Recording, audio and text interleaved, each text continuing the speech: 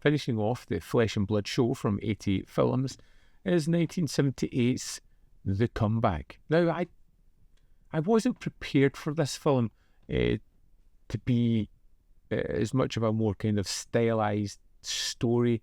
It doesn't really lock itself into the mid-70s working class culture that it had previously in the films, and that alone kind of made it stand out a little bit. And we have Jack Jones, who is playing a musician that is returning to the limelight, or trying to. His character, Nick Cooper, has taken a number of years from being a music star to get married, settle down, but that relationship doesn't last, and it turns out that he wants to get back into the limelight and is trying to do that with creating a new album. It was your idea, yours and that wife of yours, that you stopped working when you got married.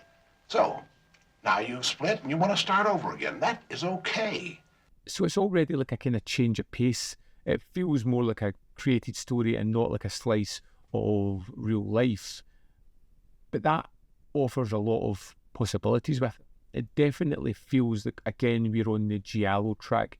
We are leaning towards slasher, but there's not as much kills in this as you would expect for a slasher movie. And it definitely has kind of an Argento feel to this one.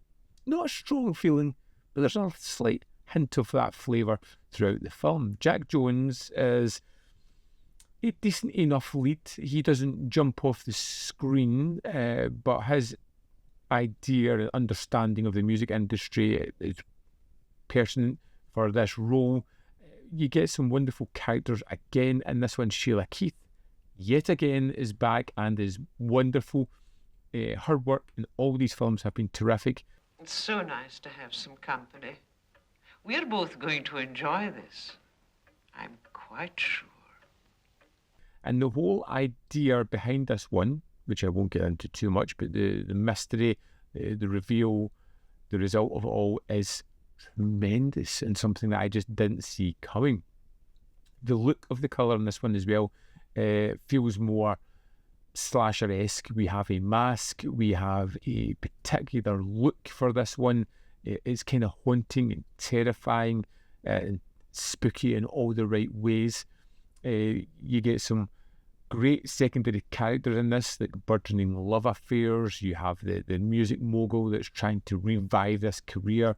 We have a couple who Nick is staying with to try and get his creative juices flowing, who are a lovely old pair who try and encourage him on to the success that they know he deserves.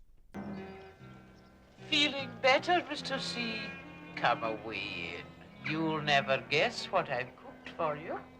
The one thing I would say about it is the storyline is kind of straightforward. You can kind of tell the beats and where it's going to go, and there are some contrivances and some things happen just because they need to happen and get people at certain situations.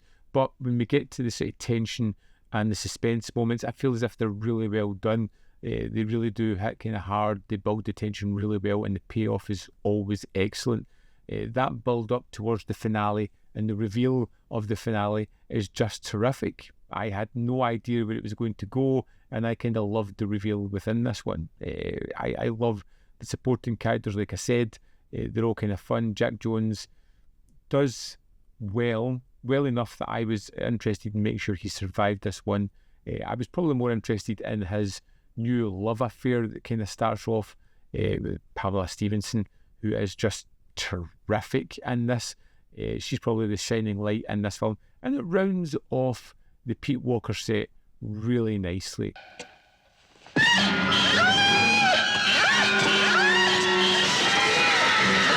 I had fun with The Comeback. Again, it's not the best in this set, but this is a set without a terrible movie in it. Every one of them has been enjoyable, and as a sort of snapshot of a filmmaker at a time and the kind of films he was creating, I think it's wonderful. Although I wouldn't say any of the films are masterpieces together, and watching them all, they were all really enjoyable and gave me a clear-cut idea of who Pete Walker was.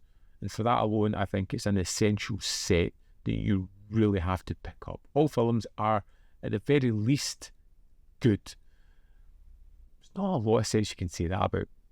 I'd love to know your thoughts on The Comeback, so let me know in the comment box below whether you love it, hate it, it falls somewhere in the middle. As always, there is more content up here. You can see more of my stuff. In the description box below are links to Patreon, membership program, manvfilm.com. Always in which you can support. Thanks for watching. We'll see you next time.